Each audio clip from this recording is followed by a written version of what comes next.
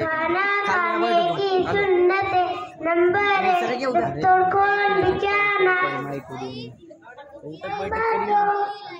दोनों हाथ बटा विक्स की गोली खाओ। नंबर 3 एक राजिया दो जादू बेचकर खाना।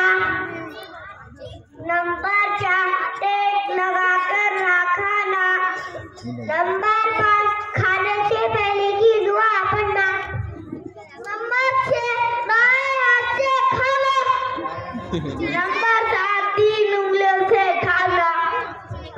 नंबर 8 अपने सामने से खाना। नंबर 10 खाने में अपना निकालना।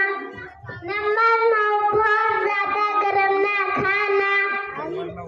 नंबर 11 अगर लुकमा मिल जाए तो डालकर खा लेना। नंबर 12 बर्तन और उंगलियों को चाटकर साफ कर लेना। नंबर 13 खाने के बाद की दुआ पढ़ना। नंबर 14 खाने के बाद